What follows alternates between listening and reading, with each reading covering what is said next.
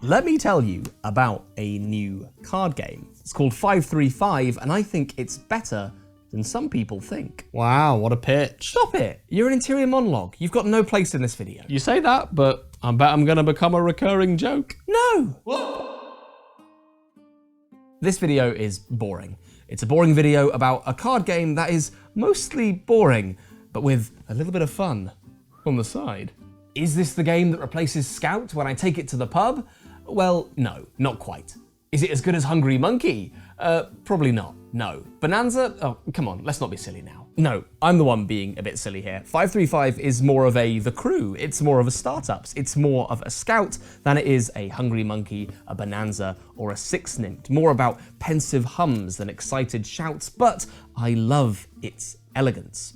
Let me show you how it works. 535 is just a card game. Is there a cutesy theme? Circus performers? A monkey after beans, perhaps? No. The cards whiff of weather, a theme so bland that leaving them a queasy magnolia and calling it a day might have been the more striking design decision. The name, 535? It comes from the specific way that the cards are organised in the deck, making this the perfect accompaniment to my copy of 2 Jokers, plastic camels, and 369 wooden pieces. So, on your turn, you have 4 really simple options. Lead is what you must do if you're the lead player. Play 1, 2, or 3 cards from your hand. If you play multiple cards, they must be in a run or a set. Overwrite lets you play an equal number of cards on top of the central meld, provided what you're playing is better than what's underneath it. Higher numbers are better for single cards and sets, but curiously, lower cards are better for runs. Your third option, add, is really simple. Just tack another card onto the end of the run or the set that's already in the middle of the table. And the fourth option, pass, is just to pass. Declare yourself out for the rest of the round, and you can't jump back in. You keep playing until everyone passes, or until the trick preemptively ends. This happens when either all cards of the same number are in the center, a run of 5 cards is in the middle, or anyone plays an 8. These cards effectively a turbo trump in this game. Whoever ends the round, either by being the last to pass or by playing one of those round-ending effects, will then start the next with another set of 1, 2, or 3 cards from their hand, and you keep going until someone ditches all the cards from their hand. This then triggers a scoring phase where players take points according to the values on the cards left in their hand. And if someone gets to 20 points, they trigger the end of the game, and the player with the fewest points wins. And that's basically it, with one major twist that I couldn't fit anywhere else in the script, so here it dangles. The deck runs from 1 to 15, but with a notable gap at 6 and at 10. And the points on the cards are weighted in a curious way, with 8s being worth a whopping -5 points, and 1s and 15s not far behind. See, it's clever that it's called 535 because it's like 1 to 5.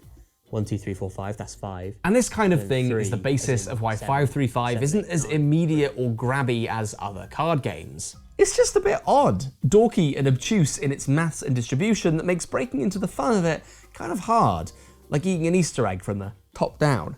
But I do think there's a real snap to the play of this that appears after a few hands. With 4 especially, there's little left to the imagination as to what's outside the deck, making the game revolve around pitching cards to the table that lead to idealized responses. Tempt your opponents with a 1 and a 2, banking on someone else having the 3 and 4 for you to square it off with a 5 and lead again. People's eagerness to stay in the round and shed those bad points means that they play in a way that's oftentimes a little predictable, and exploiting that predictability, playing secure hands and staying in control of the tempo of a round leads to a smugness, a pride that's very good and enjoyable. There's just a lot of control here afforded by the structure of the deck that means playing a good hand well or mitigating the badness of a bad one, it just feels very rewarding. The definitive wiping of the slate that happens when all of one number is played sticks in your head, as do the more explosive clears that happen when a stray 8 finds its way onto the table.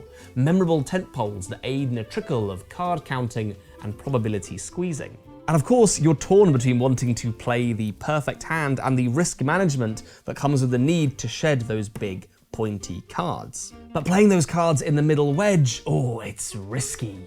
Players are more likely to be able to slam down an 8 and wrestle the trick away from you, leaving you to play defense with a hand that you've just played all the pep out of. I just think it's good. I showed it to my friends and they thought it was fine, but after a few games, they saw that it might be a little more than fine, a little special, a little tricksy, a little strange, a little satisfying. Or maybe they just said those things so that I'd stop taking it to the pub. Who's to say? There's a lot of middling reviews for this one on Board Game Geek, and I can't blame them. This game isn't flashy, it's not best in class, but I can't help but be charmed by it. Those clever little elegances hidden away in what is mostly a normal deck of cards. It's clever, it's concise, it's clearly considered, but maybe a little anodyne and surgical for some. It's a grower. The elephant in the room, though, is that this game's shedding and climbing core has it in direct competition with Scout, and Scout is just really, really good. I cannot recommend that you get that game enough. It's king of its own personal castle, and very few other games top it, which leaves 535 in a strange position. Why get this? Do you really need another?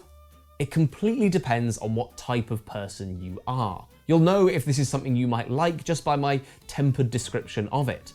If you're anything like Mr. Quinton Smith, you have a tremendous stash of little card games that you tell yourself it's fine to collect because they're so small. This game is the perfect tribute to that dragon's hoard, peppy, modest, and palatable. If you delight in card games, then 535 is a lovely little box that'll deliver a few hundred mils of serotonin into your expansive and likely cash-strapped heart.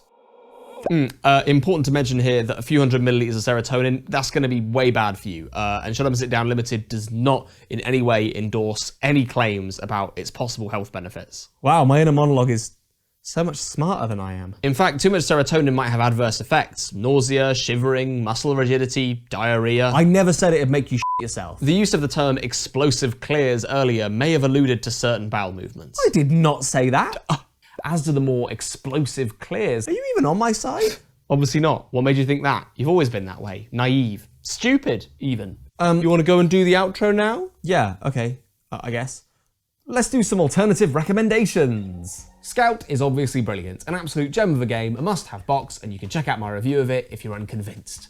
Hungry Monkey is our group's go-to pub game at the moment. Easy, breezy, passing cards and chilling out. The kind of game you can have a conversation over the top of, but always be tempted by just one more hand. If you wanted trick-taking, then Yokai Septet from our Top Small Games video is really nifty. A team-based trick-taker with some nice numbers and nicer art. And then a card game that really slipped through our net is Photograph, also known as Wind the Film. This is a really devious and cruel card game that also has very striking art. Its core mechanic of winding film backwards in your hand never ceases to be tactile and charming, despite how punitive and particular this one can be. Great little card game. I'd also be remiss not to mention, for UK folks, that a friend of the show has a website that features a range of little import card games at reasonable prices, including 535. He's the one who recommended 535 to me, so it's definitely worth a rummage if you're looking for another card game to add to your hoard. And I'd also be remiss not to mention, if you want more from Shut Up and Sit Down, we now have bonus content for our donors. Not only do you get early access to certain videos, but you also get donor-exclusive videos. Like this convention roundup we made while at Ropacon Helsinki, where Quinns talks about role-playing as some sad rabbits. And the next Bonus Bits newsletter is going to have our new set of playthroughs. Really excited for how these are looking, so if you want to get in on the action, patreon.com/shutupandsitdown. I hope that's right. I might have just got that URL completely wrong, but I assume it's fine. I assume you can get it there. Thank you very much for watching, and see you again next week for something, or someone, a little bit different. Bye.